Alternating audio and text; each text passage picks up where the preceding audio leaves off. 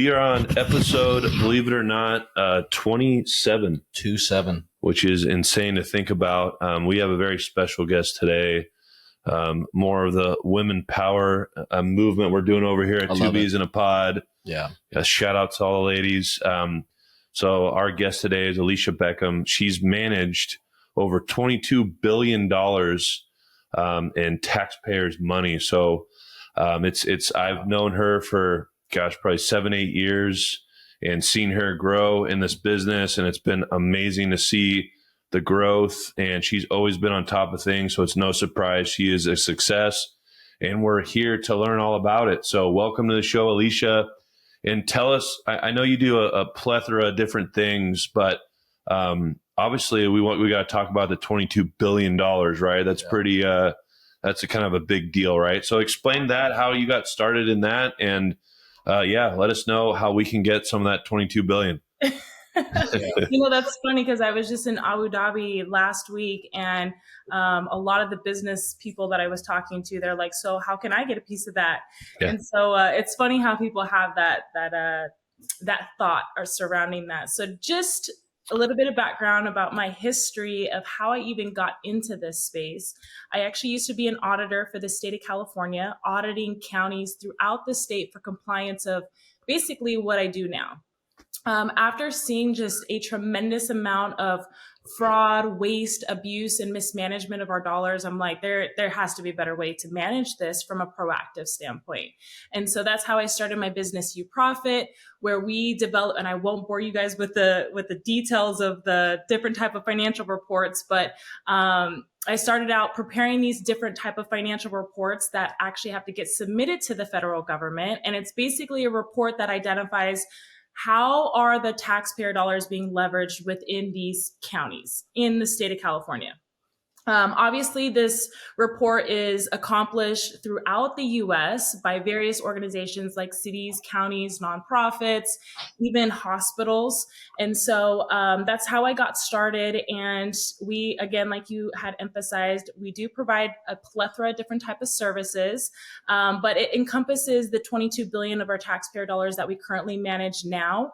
And what we try to do is make sure that we're safeguarding our resources, making sure that we're instilling the right approaches, best practices within these organizations to make sure that we're not wasting our dollars. Because could you imagine having more money in your pocket personally? And I'm sure you guys would know how better to manage your own resources if it were left up to you rather than giving it to the government.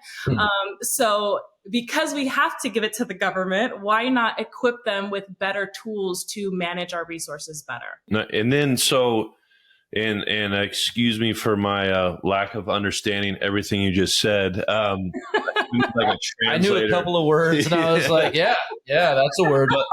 That's a word." But it's hard to put it in layman's terms so everyone can understand. Not layman enough. You completely failed that. But think of layman's young dumb son that you need to really explain it to. Because I was going to ask every question, but yeah, go ahead. But I feel like, from my understanding, it's if someone has a corporation or a business.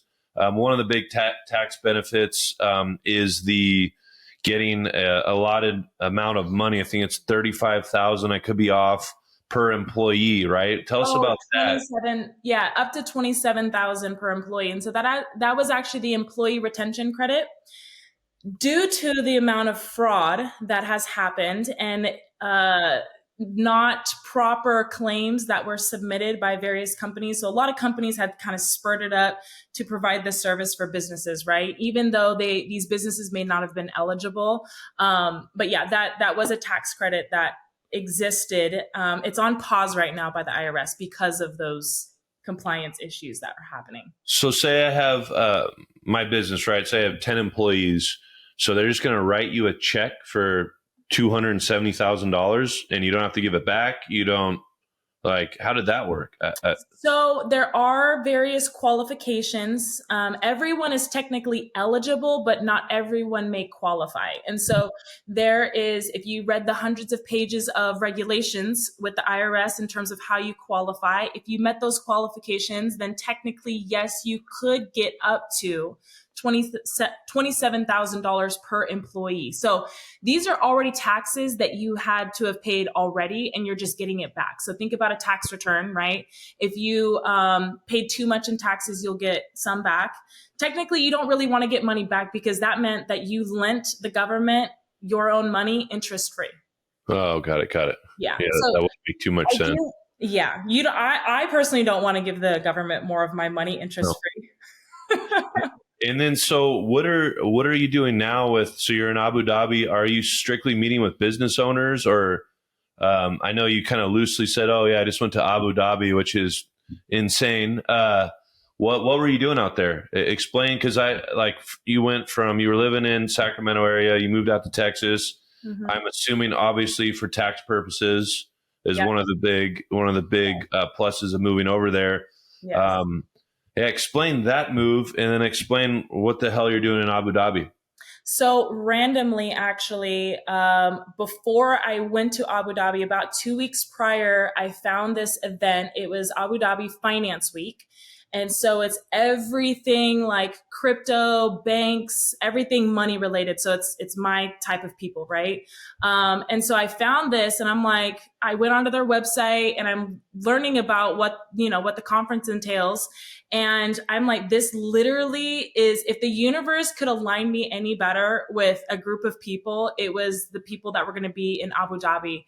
And this was people from all over the world, like the biggest people in the game in terms of banking, not fundraising, but capital investments like VC capitalists, venture firms, businesses that are in the crypto space. So, I mean, it was everything in the finance space. And so, I literally was like, I have to go, booked my tickets. It's so funny because the night before I was booking my flight, I was like, connecting with the whole universe and everything. Yeah. And I was like, yes, I while doing yoga. Yeah, right. Yeah, totally. So I'm like, I needed lavender. Yeah, no, go for it. Yeah. So the universe definitely was like, you have to be here, right? And so I was going to go purchase all of my stuff, and the ticket price was like $5,000, right? Originally. And I looked back, and it was like 10,000. I'm like, okay, I was not expecting that. Flight, hotel, all of the travel. So I wasn't expecting to spend another $5,000. So I emailed them, and I'm like, hey, is there any way that I can get this for the 5,000? And so I'm like crossing my fingers, and I'm like, universe, you have to make this right. So in the next morning, I get an email from their support team, and they say, oh, I'm sorry, you have to spend the 10,000 if you want to go. 7 minutes later, the director of marketing for the organization was like, we would be honored to have you here, Aleisha. Support team, please issue her a free ticket.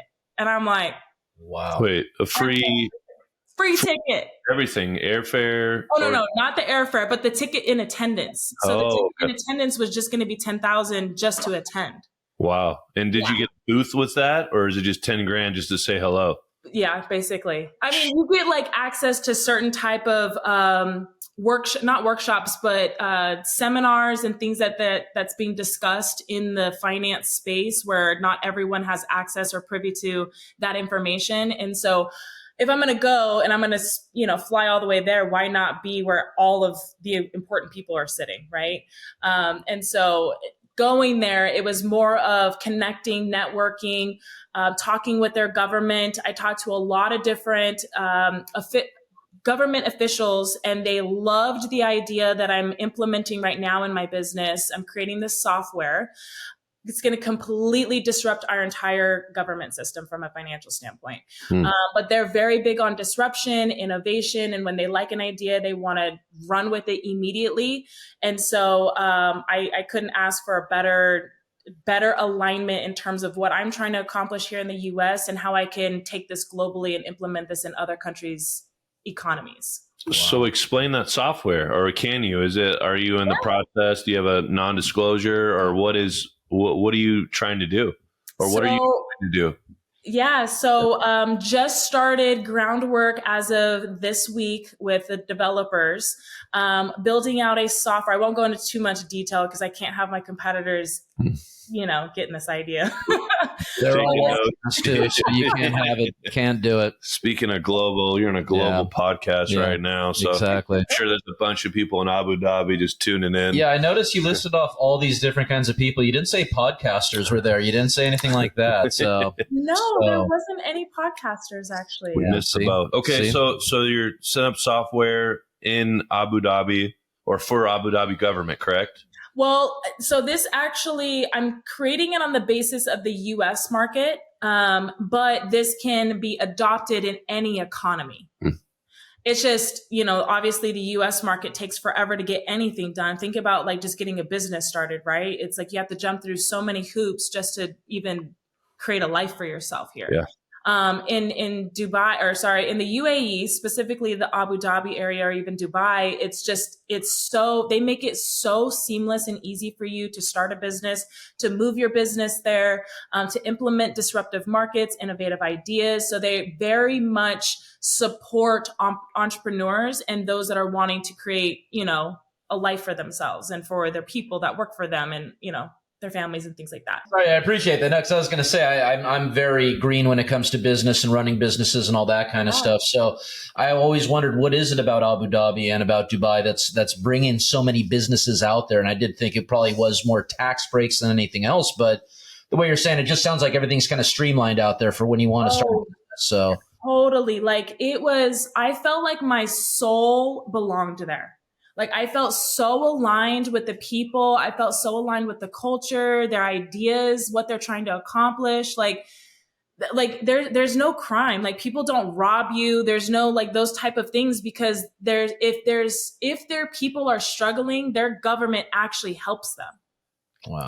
And I mean, I'm sitting next to these people are wealthy, like wealthy people. And I'm sitting next to this guy and he's United Arab, and him and his family own like the largest agricultural business in the UAE, and they're global. And he was telling me about their culture and how he had actually got robbed for the first time in West Hollywood. They robbed him of his watch. And he had never experienced that in his own country. And I was asking him, I'm like, do you think it's because the people in your country feel like if they need something, they can get supported in that way versus in the US, it's like survival of the fittest, He's like, absolutely. Like, he's like, there's people that have needed houses and the president, the ruler, his highness, however they're, the ruler, they'll give him a house. Like they don't even have to pay for it. They'll give him a house. They'll give them a house. And so it's, they really take care of their people and they really want to cultivate an environment, an economy where everyone has an opportunity to thrive. And so if you think about that from a just overall like culture and how you feel living in your country, you don't have the need to want to steal from people. You don't have the need to feel greedy or, how do we just compete with each other? It's more of how do we all come together and collaborate for the greater good of all. And that's what I really, really loved about their culture and their people and what they're trying to do there. And like you just mentioned, the green business, and that's really what they're trying to do is have more of a green business, a green economy. And man, like, the stuff that they're talking about is just so cool in terms of like the future of what they're trying to have. And they're trying to make Abu Dhabi the capital of capital. I mean, they already market themselves as that, but they're really trying to make it the capital of capital. Wow. That's really cool. Yeah. I've thought about, obviously I'm in the CBD business, as you know, and I've heard good things about bringing products over there. And that's one thing I've been looking into probably the last 6 months is more of a global kind of impact, because I believe CBD is helping people and it's way better than painkillers. And I feel what's happening in the US, you can see the epidemic of painkillers and fentanyl. And so that's one thing I've been targeting with my business is going to Thailand. We did a deal in Thailand, but that just, how I think. I'm very business oriented. I'm like, man, I got to go to Abu Dhabi. When do I book my flight there? Because I feel with that kind of economy and that kind of support, I could go in there with a few products and be like, hey, this will really help your people. And here's the effects of painkillers and what you're probably currently giving your people. And I feel like you said, the United States, like I had no chance of being able to do that, get into, healthcare, any of that, or insurance companies. There's no chance that I have a product that's better than what they're prescribing, but it's all about money and it's greed. And it's funny because you think Abu Dhabi, it's just the excess of wealth, Lamborghinis, Ferraris. It's definitely nice. Yeah. So what are you going to, make a move out there, or what is the, it sounds like, you sound like you're 1 foot out the door to Abu Dhabi. Oh, literally day one of the conference, I was texting Caleb and I'm like, so how do you feel about moving to Abu Dhabi? Well, he followed you. You took him to Texas, right? I did. Thankfully. Oh my gosh. Thankfully he's willing to follow me wherever I'm like, hey, let's go here. There's, being in that environment is one thing, right? Around all of these business owners that are like-minded and being around all these different individuals who are trying to achieve the same common goal. That's great and all, right? But then there's other aspects you have to take in consideration. There's no mountains, it's a desert. You have all these different oil rigs. So the air quality is not as good. And we're both big, Caleb and I are both big on health. And so, there's some restrictions, and I don't know if CBD would be allowable there just because, they're really strict on it. Yeah, very strict on that kind of stuff. But doesn't mean that, if it's disruptive and you're able to, sell yourself on that and change things. You never know what could happen, right? Yeah, first to market's the best. If you can get in, the first guy to get in, I'm sure people have tried. But that was the same thing with Thailand. It's still kind of gray area. But the other countries see the effects of it. They see the good of it. Yeah. But yeah, it's getting first to market. That's the best if we can do that. So you're in Texas now, but to move to Abu Dhabi, that's tough, right? There's a lot going on. Yeah, I don't think that's going to be anything in the next couple of months or a year.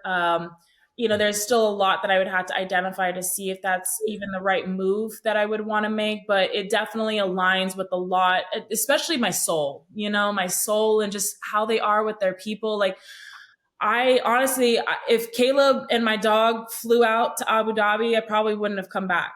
Like, it's just, I just felt so good there around the people and just everything about what they're trying to do. It just feels right. It feels good.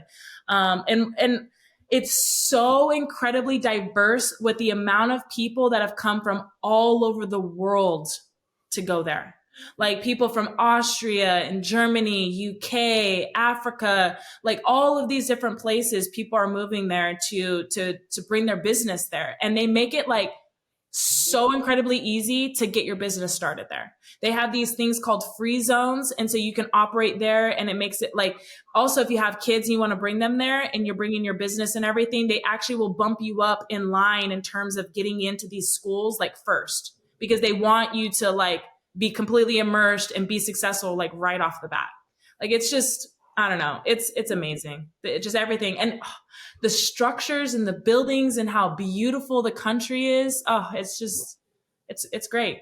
There's downsides to everything. So there's pros and cons. No, it's funny. You brought up the dog, and just as you're doing that, we got one of our buddies over here who's scratching and pawing at us. So I was going to say, if you're kind of looking down over here, you hear some funny noises. It's they got beds right in between us, and still it's not enough. He's like, hey, I want to be on the show. And yeah, totally.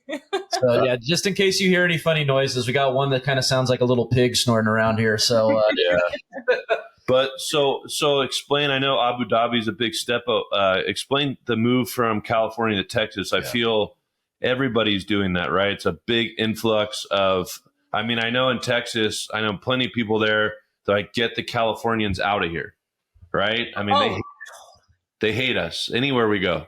And explain that move. You went to San Antonio, right?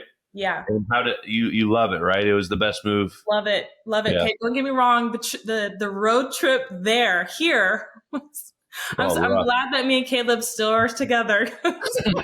Well, you told me you came by the house and you're like, oh yeah, we're leaving somewhere to like Texas, and I'm like, okay, cool. Like, text me when you get back. And you're like, no, we're leaving, and that was quick, right? Like, Oh yeah.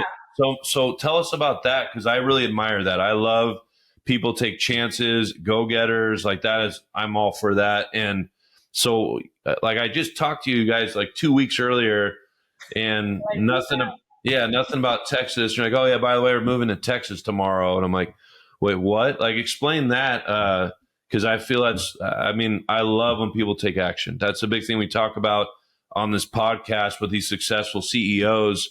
They all just jump and then they figure it out. Yes. So explain that. Like, I am huge on jumping and just figuring it out. I think it's fun. I don't find any fear in that. I don't get anxious with that. I'm just like, figure it out. Like, I feel like everything is totally, you could totally figure out whatever, And so, I've been wanting to move actually for several years. My past relationship, he was very much like not wanting to do any of that kind of stuff. And I'm like, I just want to be a free bird.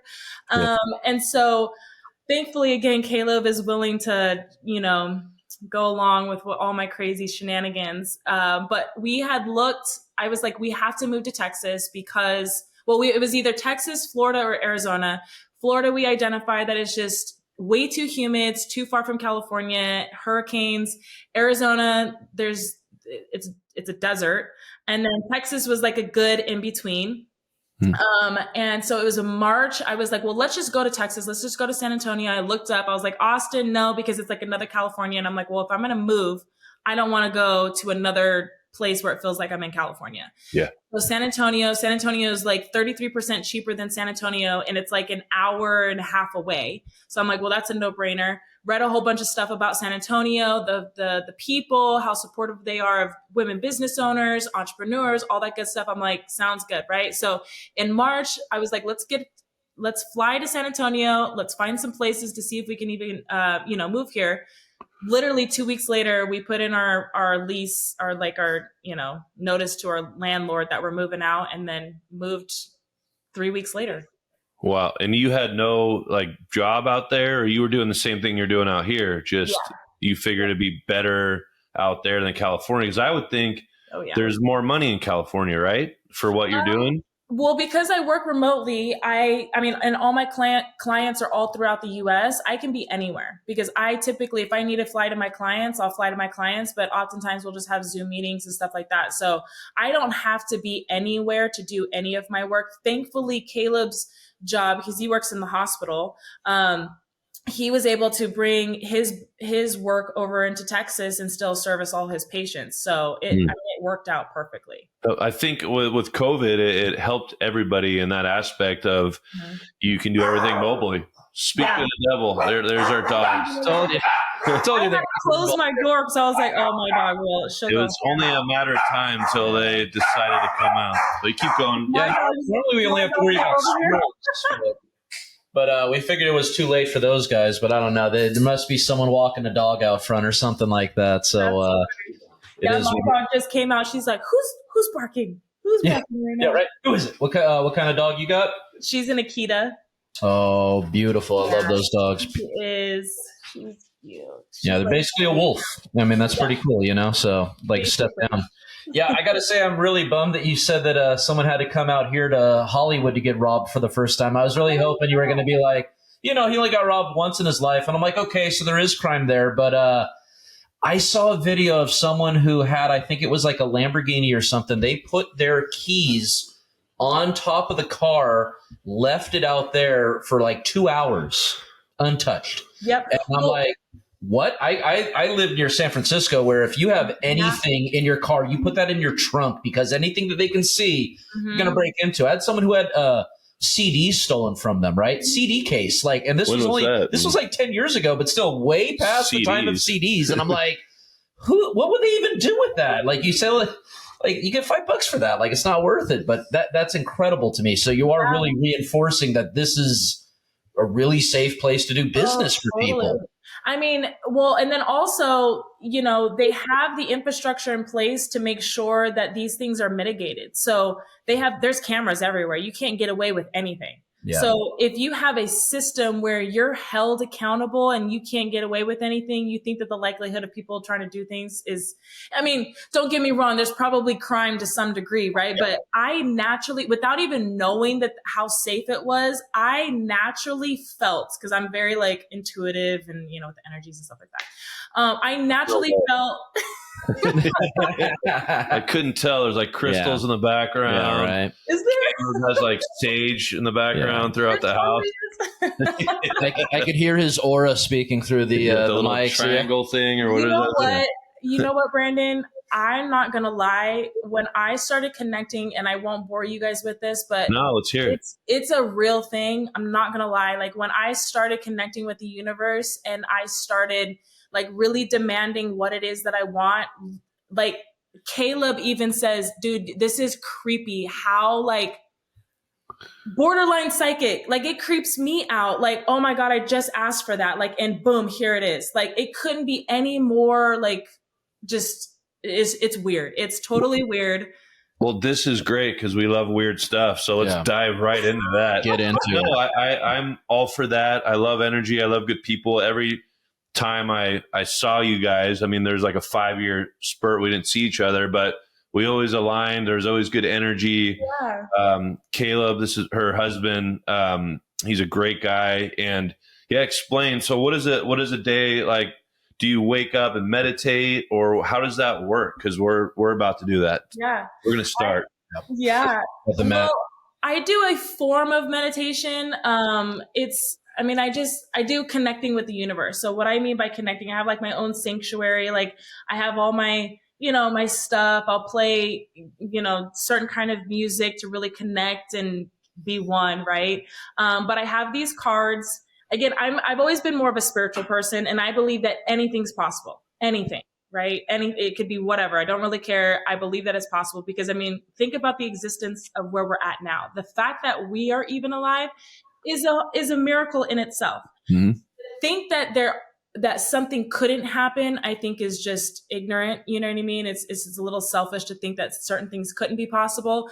So what I do, it kind of just depends. Like some days, actually most days, I connect with the universe, meaning like I'll ask for the universe to be here with me, to give me the messages, guidance, whatever it is that I'm needing at that time. If there's certain questions that I have, I'll ask. So out of a 52 card deck of cards, it's funny because certain periods of my life, depending on what's happening, the same cards will pull through like day after day. And the chances of that is like 0.00000001. Like the chances of that is so small. So explain the cards. I'm lost here. So is it like, was it called tarot cards or is it just? It's not, they're not tarot cards like the and nothing's weird here. We love it. Oh, no, I have like no shame. I tell everyone this. And everyone's like, oh my gosh. And it's not until I do a reading on you that people are like, oh my gosh. Because sometimes I don't know that it's actually going to work until like people validate that it actually worked. I'm like, oh my gosh, like this is so cool. So I have this card deck and it's more of like it has like a Native American kind of background. So it's not like, it's like the Eagle card for like see things from a higher perspective, or the Sky Father, look at a different perspective or whatever, like, or the Guardian Angel. So it's more of like those type of things, not like the two of Pentacles or the High Tower or whatever those tarot card things are. Yeah. So it's more, it's definitely more spiritual. It's Native American kind of based. And so they'll have like these different ways to do a reading. And so I'll always do this reading in terms of like my current energy. So there's 9 cards that I'll pull out. And so I usually will go in, I'll connect, make sure that the universe, guardians, angels, spirits, guides, ancestors are all with me. Right. And I demand them. Like, I'm like, here, I need you here with me. Because it's listening. It's all energy, right? So if I'm projecting out an energy of this is what I'm wanting, it's going to come naturally to me. So I call and demand them to be here with me because I'm seeking connection, alignment, all that good stuff. And then I'll have like a question of like, should I go to Abu Dhabi, or should I pursue this, or what's the best way to handle this situation? And that's the energy that I focus on. And then I'll pull my cards and it will tell me like, what's my current energy? What's grounding me? What needs attention and action? Where do I direct my intentions and all that kind of stuff, right? How I'm feeling emotionally. What's the outcome of this current vibration? And I can always tell that it's a good reading because the entire 9 cards will all be synced together, meaning like current energy is literally verbatim, because I'll read what the card means, and it's literally verbatim what I just asked for.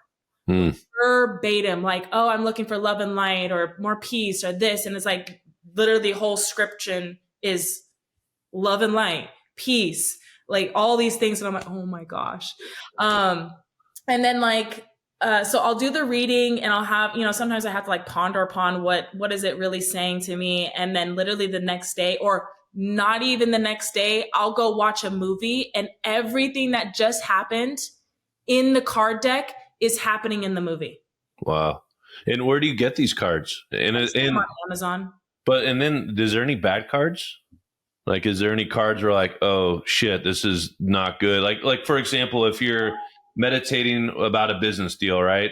Yes. And it's not good, right? The universe is saying this is stay away. Is there a card like, like a devil horns, or like stay away from this deal?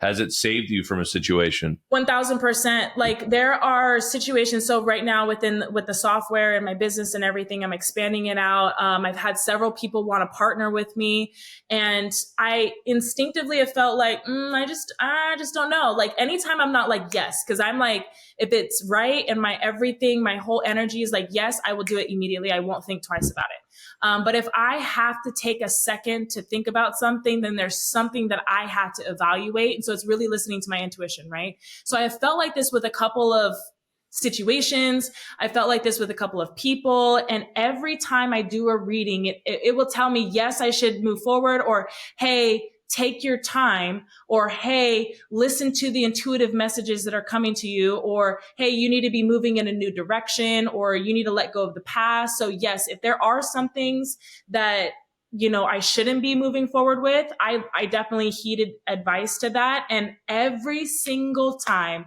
I don't do it, the universe is like, it shows me, it like slaps me in my face, and it shows me, here you go, Aleisha, this is why you should not be moving forward. Every single time. It actually happened to me in Abu Dhabi. Wow. And do you think, so I grew up, your standard Christian, First Baptist church, the whole bit.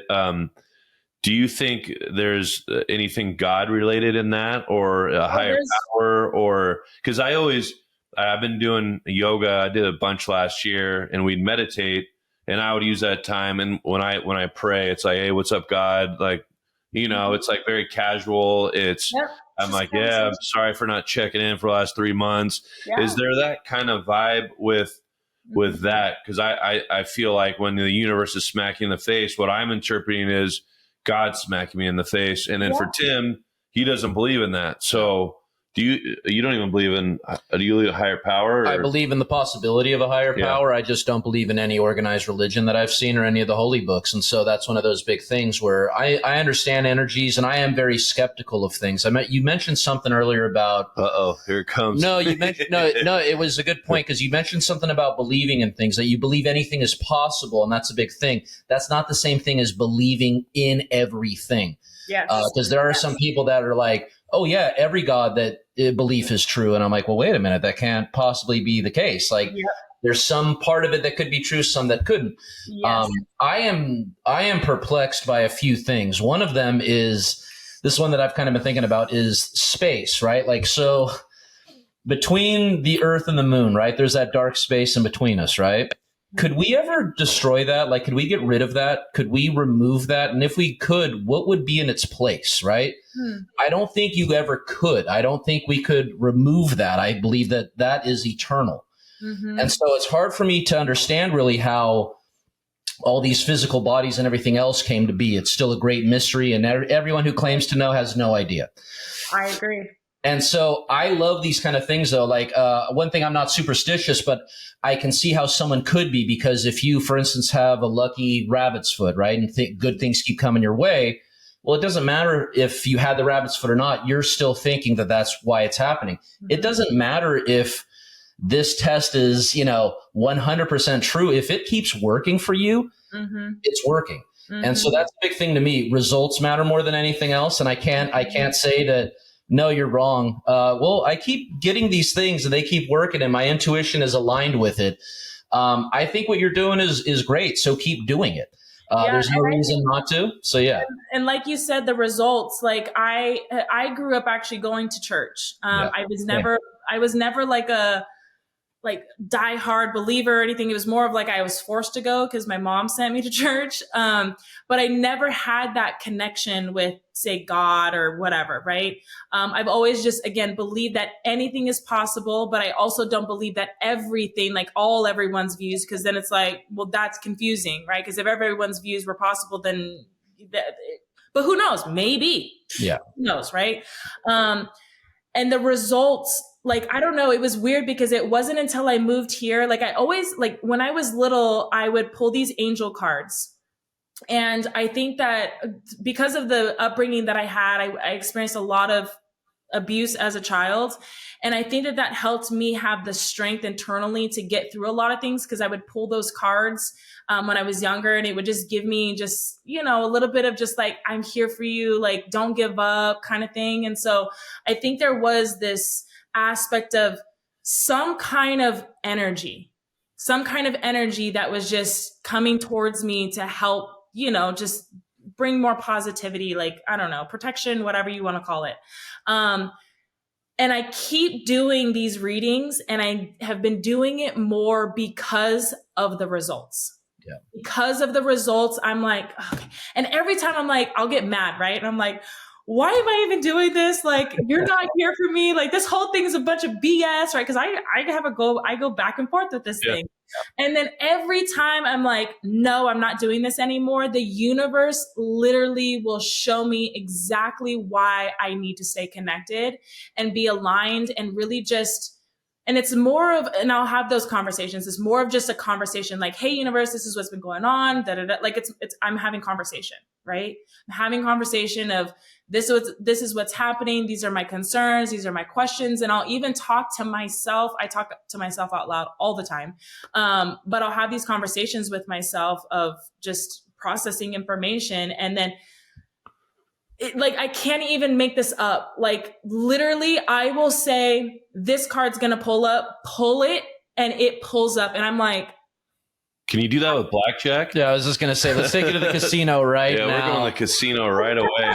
Is there a face card coming? I got a 14. What do I do here?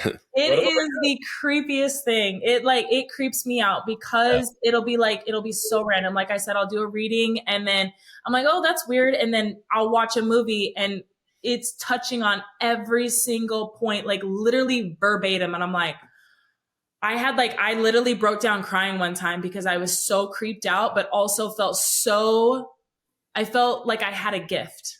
Yeah.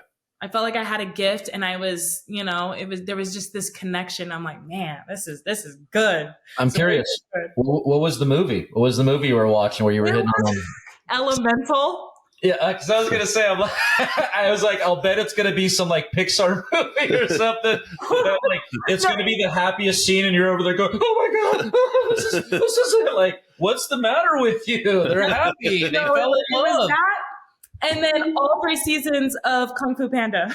Oh my God, Kung Fu Panda is one of the best ever. I think Kung Fu Panda, the first 2 movies are like so perfect. Good. It's amazing. I can watch that over and over again. I was like, wow, I can't believe I'm learning so much about myself and life in these. Yeah, dude, Master Oogway, come on, that guy's got some knowledge bombs. Please, totally. What was the one about the past and the present, or something about like we don't the past is history, the future is a mystery, but like now is the present because it's a gift or something like that. I was like, oh, that's so profound, even though I can't remember it. Yeah, so profound, so amazing. But yeah, I love that you're having these emotional bombs over here. But it's funny because it plays into one thing I was going to ask you about that you mentioned on like your website, and that's talking about having empathy. And that's a big thing that. It seems like what you're doing is really for the greater good. You're not doing stuff to really help yourself. You're doing stuff to help other people get the money that they deserve. And that's an important thing. No one's stealing from the government. No one's finding loopholes here. What you're doing is you're saying, this is what this is for. Yep. Most people just don't take advantage of these things, right? Is that basically what it comes down to? Is that you're showing people the way that they should already know, but no one tells them about, right? Exactly. Yes. And so I'm a Cancer like Brandon, and I am full of empathy to a fault. And as much as I can't stand people, I can't not protect people at the same time. And a lot of it does have to come from my childhood of having injustice and not being protected and, all these things. And so I think that has really led into my career now and what I do. And it's so hard for me to have this knowledge, to have this vision for a better future for everyone, because there's no reason, because right now there are trillions of dollars sitting on the table of our taxpayer dollars not being used. Okay? Now you can imagine the ramifications of that, right? So we're seeing that through high interest rates, inflation, debt in our government. But it's like, well, how do we have debt when there's trillions of dollars of our money that we go and we work hard for every single day, and it's just they're not being used, right? Yeah.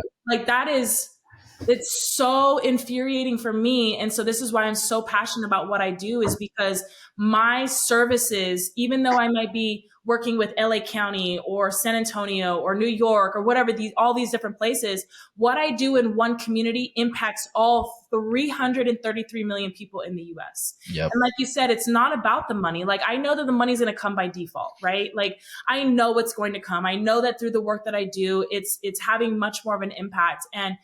And if I can transform these communities for the better, that is the greatest gift that I could ever give to myself. Because a lot of it is sometimes selfish, right? Like, I want to feel good about what I'm doing here on earth, what my purpose is, how do I align with that, making sure that I'm living it to the fullest and I'm not wasting this vision that I have for the future for everyone. So yeah, I very much care for everyone, even though, some people just suck. It's really hard to have empathy sometimes, so I get it. But what we always talk about on the show is doing what you love and getting compensated for. That's like the ultimate.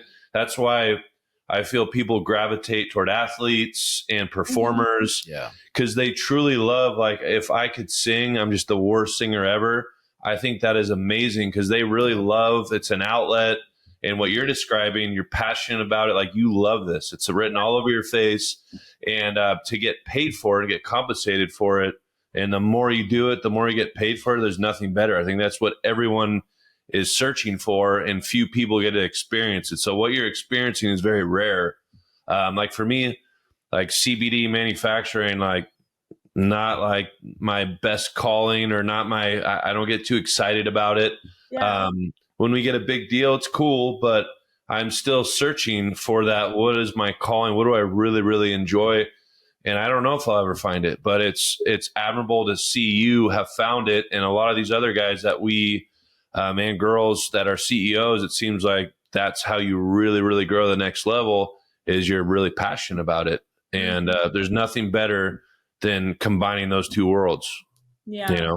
Yeah. And I would agree. Like, I've tried to move away from this space because there's a lot of things that I could do that's way easier, and I could be making so much more money. But it's one, I know that the money will come through, through the things that I'm developing now. Because what I'll do is I'll go into these organizations, I'll find the money that's left on the table, and then I'll get a percentage of what I find. But through that, what I actually am doing is, let's just say, I find 10 million and I negotiate 10%. Well, that's 100,000, right? Or that's $1 million. Yeah. $1 million. I was thinking $1 million that I just said. So I'll take the $1 million. I'll get a percentage of that. But what I'm doing now is I want to reinvest that back into the community. So providing resources to business owners, to families, to nonprofits, to help them build a foundation where they can be more financially stable. And through financial stability and freedom in that way, now you're able to really create wealth, and you're able to also get back your time, because time is something you can never, ever, ever get back. And why else be on this planet if all you're going to be doing from the time you wake up to the time you go to sleep is going to work just to give your money to a government who's not going to use it the best way? So how can I take those resources and say, hey, we have the expertise to actually help these organizations be more prosperous and fruitful with their organization, which allows them to generate more revenue, which means they can thus provide more revenue to their employees. And if I'm able to fix the tax situation, then that means that there's more resources that they're able to keep in their pocket, right? That leads to better lives, more happiness overall. I mean, money does to an extent make you happier, right? Because now you're not having to stress over if you can feed your kids or pay your bills, right? That by default, you're going to be happier in that regard. And so it's a cycle. Everything that I do touches all aspects of everyone's existence. And if I can contribute to that, it's the most rewarding thing. But it's challenging at the same time what I do, because working in the US, it's like, well, how can we not do that? How can we have people continue to struggle? And I don't understand that. I have to ask you something. So we were talking a long time ago about where you got started. Basically, you said you were auditing counties. Was it for okay? So when you were narking out counties to the state of California, or was it the? Yeah. So when you were a state narc, basically, did you notice that it was the larger counties, or was it the smaller counties that had more corruption and more misappropriated funds? Because I would assume larger counties, there's probably going to be a lot of issues, but boy, I sure do hear about a lot of these small counties having just like one corrupt mayor, then all of a sudden all of their budget is like wasted. So Did you find that it was more of these big cities? Yeah. Yeah. More often, when you have more money, it's easier to kind of, do things, but it does happen. It happens all across the board. Like I had to just fire 2 clients of mine just 2 weeks ago, because they no longer aligned with what I'm trying to do, meaning the overall ethicalness. I don't even know if that's a word. I probably ethical nature. Ethical nature. Yeah, ethicality. I like. Ooh, that sounds fun. Yeah. Yeah. Let's just make up our own dictionary. Yeah, let's make it happen. Ethicality. So you can find this. I mean, in the client was, they had like a budget of like not even $5 million. It was like $2-3 million. Right. And they didn't want to abide by the regulations, best practices. And I'm like, my entire business, because at the end of the day, I have some goals, maybe run for presidency or whatever. But if I can say without a doubt, and anyone can uncover anything, that I was legit in everything that I did, and all that the impact that I made was across all of these various communities, vote. You know what I mean? It'll be easy, right? But I have to make sure that everything that I do is in accordance with the highest standards, highest, morals, values, ethics. And so, it happens all across the board. $1 million, couple 100,000 business owners that are like, hey, I want to, not report this cash. I mean, okay. I mean, yeah. I mean, to each their own. Okay. Yeah. I am not big on having to pay taxes to begin with. So, if you can keep your cash, because you work hard for that cash. Yeah. And then, so is this a real thing about running for office? I mean, I think it'd be great. Yeah, I've considered it, and I have a long play with what I'm trying to accomplish right now, especially with the software and everything that I'm doing. It will definitely disrupt. I've had even software developers, potential business partners that are like, even Caleb's like, are you concerned like someone might kill you because you will disrupt the entire financial government system? And I'm like, it does cross my mind, but if I were to die knowing that I changed history and I left a legacy where I was able to positively impact every single person's life in America, that would be happily, I would do it in a heartbeat. So what is this software? What can you say about it? Like, can you give us like a little basically we're creating an ecosystem from a financial standpoint, from a programmatic standpoint, in terms of how our resources are leveraged throughout the country, and bringing different systems, approaches, etc. I'll say that. Bring that into an ecosystem so that we can deploy this into the community so that these organizations can have the right tool data, by leveraging AI, LLM, and the blockchain to be able to identify what is the true need of our resources, so that, if taxes need to be adjusted, we have a basis of which we can derive what those taxes should be. Your property taxes, gas tax, state income tax, right? How much should we deploy for the homelessness or the veterans or whatever, all these different services that we need as a community, thus, nationwide. What does that look like so that we can be in a surplus? The UAE has a surplus of I don't even know, it's like several billions of dollars. But the US is drowning in debt, and we're supposed to be the greatest country in the world. How does that even make sense? Yeah. It makes no sense. We can't even, it's oh yeah, let's give Ukraine, hundreds of billions of dollars, and we can't even take care of the people here in our own country. Yeah. It's frustrating. Let's spend all of our money to a whole other country. It's and crazy. on top of it, the Congress decided that they are not going to have an oversight committee of all those hundreds of billions of dollars. That means that they're saying, we are not going to oversee how that money is spent. Corruption. Oh, yeah. Did you say corruption? Oh, it's terrible. And then, so to get you starting your political journey, right? So we talked about solving the homeless crisis, right? In California, it's a big deal out here. What would you do? I don't know what the solution is, right? Because there's the fentanyl epidemic. There's the mental health crisis. What would you do if you were okay, this is how I would attack the homeless situation? Because in San Francisco, we grew up 20 minutes from there. You can't even walk in San Francisco anymore. It is out of control. Crime is at an all-time high. No one goes there. We have people that have restaurants there. They're significantly getting impacted by this problem. So yeah, I feel what does that call? It's a debate. So what would you do? Yeah. But what would you do? How did Newsom do it when the Chinese president get there, when he arrived? Right. He was able to clean it up real quick. Yeah, true. No, it could definitely happen. It's just a matter of, do they want it to happen? Do they want to clean it up? Because if there is no issue, there is no money. And so this city of San Antonio, for example, they want me to do an audit and review all of their city spending and all that sort of stuff. And one of their biggest concerns is the homelessness. So I was attending a meeting, and I was asking the city manager about their homelessness issue. And he's like, oh yeah, our top issues, homelessness. And I'm like, okay, so your budget of $3.7 billion, 60% of that goes to public safety. Wow. And you're saying that you guys have the lowest crime. So what? How does that even make sense? Why are you deploying so much resources to something that you just said has a low crime? You don't have a lot of crime in the city of San Antonio. So why would you deploy 60% of your resources to something that isn't really a need, right?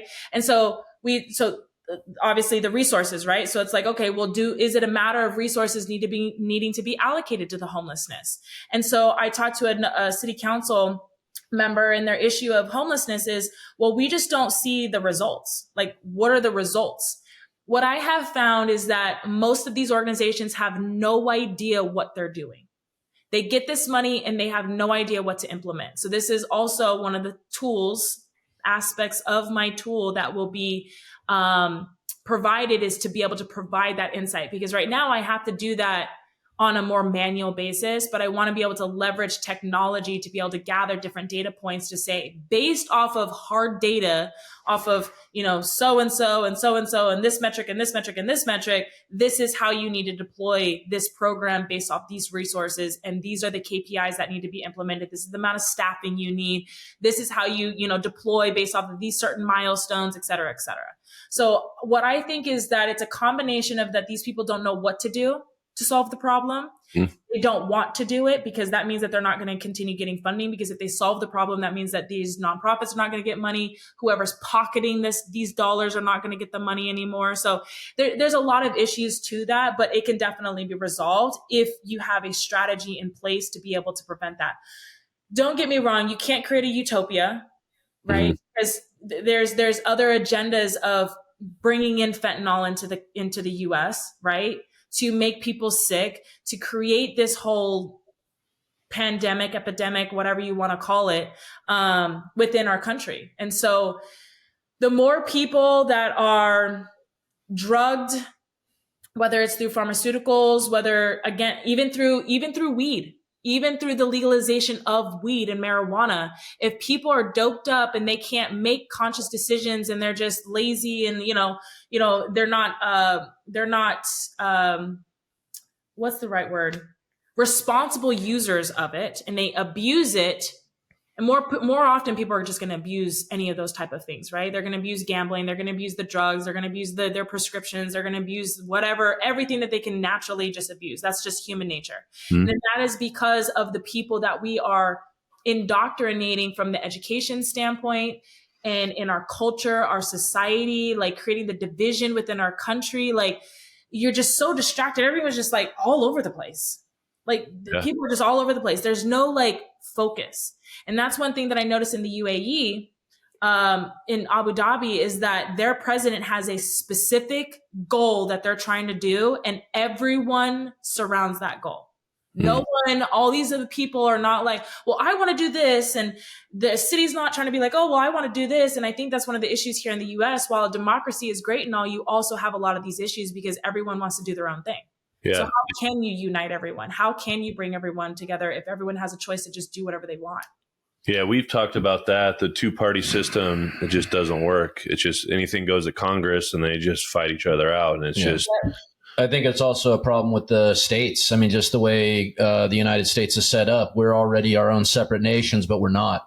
And so that was one of those things talking about starting a business. I remember working in a restaurant where we were ready to go, but the city held us up. So not only can you be held up by the country, the state, but you could also be held up by the city that you're working in. And so there's all these different levels of things that need to, we had to get okayed by the fire chief, and he, for some odd reason didn't like the way some looked. And I don't know, maybe he was waiting for, us to grease his palms or something. I don't know. Had a bad day. Could be anything, right? That's what I'm saying, is that there's those little things. And like you say, why are we making it hard to start business in America? We should want everyone to be able to start their own business and to be able to thrive. And I do wonder, though, United Arab Emirates, are there different states within that? I mean, because I'm really dumb when it comes to that. Or is it just one major political system there? Oh, no, it's one political system. His Highness, I can't remember his name. It's a lot of... Yeah.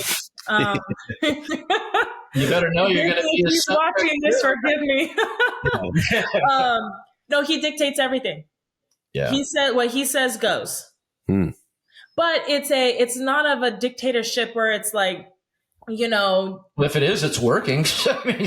No, it's so funny because on our way here, driving here to Texas, I was talking to Caleb about what needs to happen in our country. The reason why we have all these issues is because everyone gets to do whatever they want to do, and that creates chaos.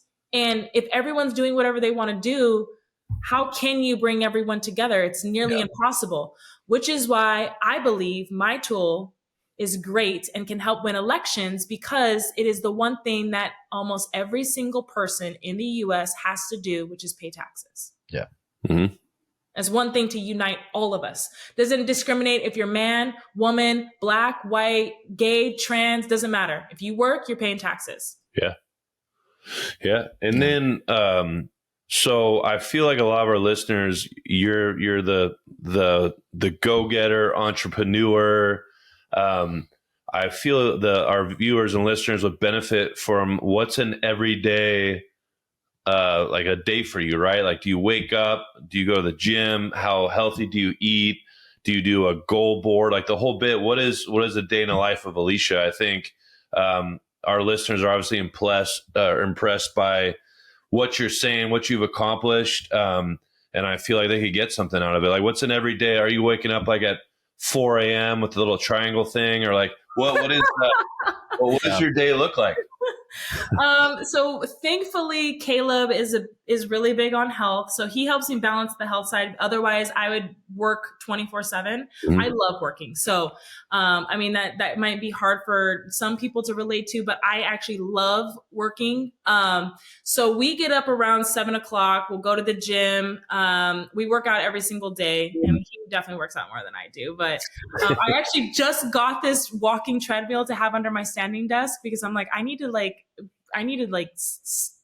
be doing more things. But we'll get up at 7 o'clock. We'll go to the gym. We do eat really healthy. We eat, grass fed, everything's organic in our household. We spend the money on really healthy stuff. And so, shower, obviously. Sometimes I will work before I even start showering. Like, that's how much I love working. But what I'm really focusing on now is the development of the software and finding new business. So I have employees who do all my client work now. So that takes the burden off me to deal with like the day-to-day client stuff. Although I still love dealing with clients. But my main goal is finding new clientele, new revenue, as well as development of the software.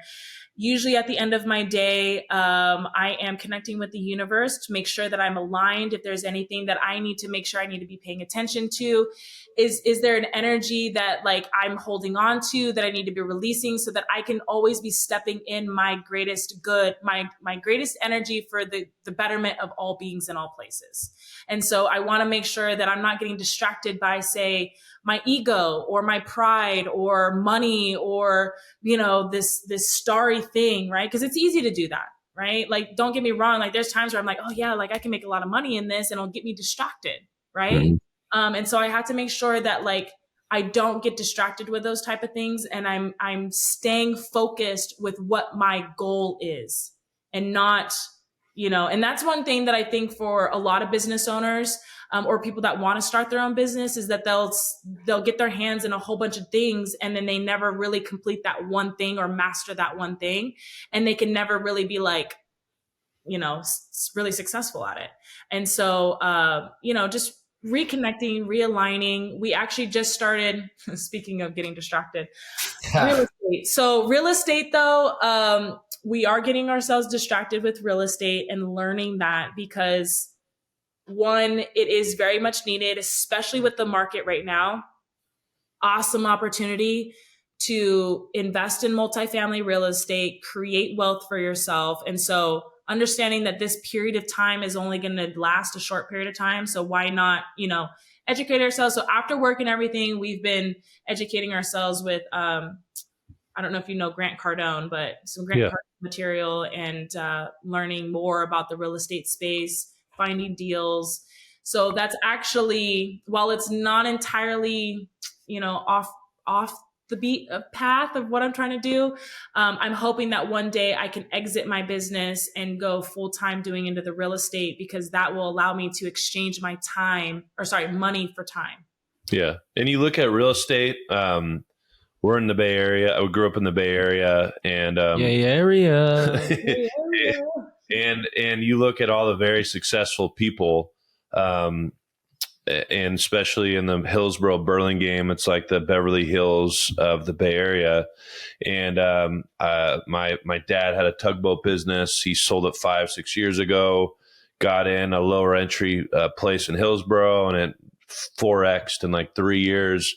But every time I go up there, if there's a dinner or there is something going on, I'm like, yes, I'm all in.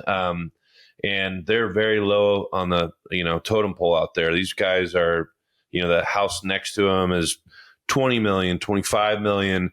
And the one thing in common with all these people, it's all real estate. They all made their wealth at some point in the real estate. And it's like people don't think, the interest rate, right? Everyone's scaring people away, but people don't realize that interest rate is probably going to go down, and you can, and then you can get another interest rate. It's not like it's locked in. You can refinance in a year and get that property at that price, but yeah, it's a common theme of the really high up wealthy people. It's real estate, it's apartments. Apartments is a big one, because what I like about apartments is if the economy takes a shit, we can say shit on this. Hey, I wish I knew I could cuss. So the economy takes a shit. The people that are in houses got to go to apartments, right? So it's foolproof. That's something I'm looking into. But yeah, maybe I have to visit that out in Texas, because in the Bay Area and out here, it's crazy expensive. Well, and with that, you want to find a location where, it's the laws are not lenient on the tenant side, because when COVID hit, so many people that owned real estate got hammered with people saying, "Oh, sorry, can't pay." Yeah. Oh, that will not happen. Right. That didn't happen here in Texas. It's like, no, you pay. Yeah. There's no squatters' rights in Texas there? No. I could see those guys with guns coming in there, like, get out of my house. Yeah. I hate that when people just sit in a house like, no, I deserve to live here because I've been living here. But like, no, you need to pay to live here. That's how that works. Go work, go get a job, like everyone else. No, and it is one of those things. You talked about a couple things. One, the homeless issue here in California. I do find that we have incentivized it a little too much. And so that becomes a problem, because why would I want to get a job if I can get free money? It doesn't even matter if it's only this much. It's still free money. And I only need to stand on a corner and ask a few people. I can get what I need to eat every day with that. It's not a problem. But you did say you were talking about possibly running for something in Texas, right? Yeah, possibly. I mean, like, I'm still debating how much I want to get into this space, because it can be really dirty, and I, as much as I love what I do, just doing what I'm doing is hard. And I'm the type of person that will call you out on your stuff, and I have like no filter. Yeah. So, so I have to work on that. Like, if I were to be, believe it or not, that's kind of a good thing nowadays. I think that a lot of people are starting to like that people can call out the bullshit. Well, sometimes though, if you're a woman, people would be like, "Oh, why are you such a bitch? Why are you so aggressive?" And I'm like, "True, passion, bro. Like, what the hell? I care about what's happening to you." So, yeah, no, it's one thing if a man does it; it's a whole other thing if a woman does it. So there is that So I have to approach it a little bit differently, because I get told that, "Why are you so aggressive?" And I'm like, I'm not aggressive. I'm actually really nice. I think you're aggressive in a good way. You pounce on things. You're like aggressive like a cat. You know what I mean? You pounce when exactly.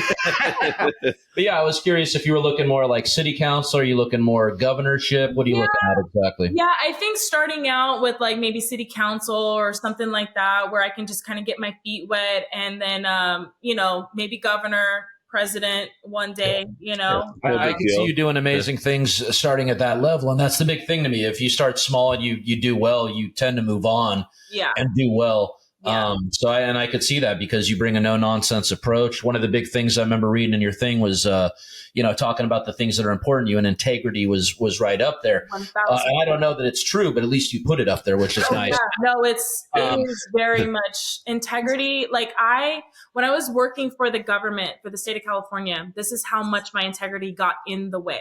So I was exposing them on so many different things. One of them being that they mismanaged $32 million of our taxes. LA County. So when you were asking, like, do some of these counties, is there more fraudulent stuff? So I did an audit of LA County, and with my audit, if done correctly, they would have had to owe back like billions of dollars back to the federal government. Okay. That means that they overspent our resources, our taxes. Okay. And so I presented that to my supervisor, and he's like, "Oh, you need to take this out, take this out, take this out." And I'm like, that's literally my entire audit. And he's like, "Oh, it doesn't matter. This is for political reasons." I was like, I don't give a flying F if this is politically driven or not. Like, that shouldn't dictate whether or not these audit reports are, true. And so I was I caused so many problems. The head person of the entire state controller's office, this is the state controller's office, put them on blast. The head person called me in his office, and he's like, "Aleisha, I need you to stop like doing your job." Yeah. Basically, like, stop doing your job. And I'm like, no, that's going to be that's a problem for me. That's well, I have a bunch of friends that work for the state, right? And we talk about this all the time. And what the state is, from what I've heard from people that are working for the state, is you just have to stay under the radar. Totally. Your money, don't do a lot, don't do too much. and just collect your $6-7 grand a month. Yep. And do the least amount of work possible, and just kind of just do the bare minimum and stay under the radar. That's what it is. That's everyone you talk to in the state is, that's what everyone talks about. That's exactly how it is. So when I was doing all that, me having integrity, they tried to get me fired. Oh yeah. Well, they don't want to expose you. I still have the paperwork to this day. And this was back in 2015, 2013 or 2000, I can't remember, one of those years. They created fraudulent information that I was doing something. And my supervisor was a freaking retard. And I'm like, bro, you included how you're trying to set me up in your own paperwork. Oh, good. And all I did, I took my auditing experience and I was like, highlight. And I'm like, here you go. Union, like this, my boss is trying to set me up. How did they try to set you up? They were trying to say that I wasn't like doing my job, that I wasn't like going here. And he was colluding with the person that I was auditing. Yeah. That's kind of what I would figure is that, they were in cahoots. Oh, yeah. Meanwhile, he's sexually harassing me and all this sort of stuff. Of course. That's the thing with politics. We talk about all the time. So like say a legit guy that everyone loves, like The Rock, right? Or Tom Brady, or everyone loves them. But as soon as you go into politics, half those people are going to hate you. Yeah. Because you got to pick a party, right? Oh, yeah. I mean, I even told people my stepmom's brother-in-law is city council member. And I was asking him, I'm like, how did you get involved? Like, what did that process look like? And he's like, you have to pick a side. I'm like, no, I'm not picking a side. He's like, you have to. And I was like, I don't have to do anything. Like, what the heck? We live in America. I'm not going to pick a side just to pick a side. And then he's like, oh yeah, you have to have all these agendas and things like that. But once you actually get elected, you don't ever even do any of those things. And I'm like, I hate that. Yeah. I wonder what's the problem with America. Yeah. And see, no one has integrity to call that bullshit out and say, this is not okay. There's not enough people that will say, this is not okay. There's more people that are sheep and willing to just sit there and allow these things to keep happening. Thus, we have the results that we have now. So, I've always been an independent. It kills me because it's one of those things that a lot of times there's just you can't win. Why? Why do you think that way? Because you've been told that way by the people that want you to keep giving them money. And exactly. There's so many people that just see an RD next to a name and just whoop, there we go. They're getting my vote. I'm like, do you know anything about them? No, but they have the D next to their name. So, that doesn't mean shit. That's exactly what they want. The government is this giant system. And through the $22 billion that I manage right now, I see the corruption. And again, this is why I'm so passionate, because I see it. I touch it on a day-to-day basis. And I'm like, this is just unacceptable. Like this cannot happen. Yeah. So. What's worse, the corruption or Tex-Mex food? Just curious. It's actually pretty good. Okay, good. I was giving you a softball there to say good things, but yeah. It's actually pretty good. I'm not gonna lie. It's so because I like in California, I would always tell Caleb, because my two things: no pizza, no Mexican, all the time. Okay. Come in here, and I'm like, you know what? There's some good Mexican food here. Yeah.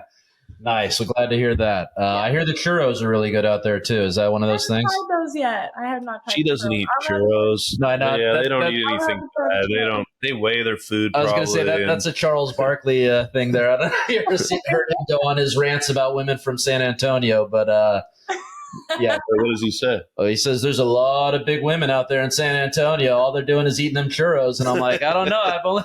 I've only seen one so far, and you do not fit that stereotype. So no, it's definitely a good demographic for people here for Caleb to help. Let's just say that. Yeah. I love it. I'm like, you are wording that like a politician already. You're already a politician. I love it. Yeah. Well, Aleisha, our time is up. We appreciate you coming on the show. Thank you. I feel a lot of people are going to get a lot from what you've said, and it's refreshing for sure. Oh yeah. And then how do businesses, if someone's listening, be like, hey, I want to, get your services. How can they do that? What's the best way? Is there obviously a website? Yeah. Where would you want people to go if there's I think the two easiest ways is to reach out through LinkedIn. Actually, I'm more heavily involved on LinkedIn. So you can just find my name, Aleisha Beckum, on there. And then also through my website, uprofit.com. So you can find me there as well. And I'm also on social media, just plug in my name. Got it. Yeah. All right. Well, thank you for coming on the show. It's always good to see you. We're so proud of you. give Caleb a hug for us, and we got to come out there soon. I'm going to put it. I'm going to meditate that it's going to happen by next year. I'm going to be out in Texas. By next year, yes. Yes. I'm doing the triangle thing. I'm going to start hitting it every morning. Yeah. And I'll be out there. But thank you for coming on. We appreciate you, and we'll be in touch. All right. Well, thank you guys both so much for having me. I appreciate you guys. Happy holidays, and looking forward to seeing you guys both soon. Thank you. Best.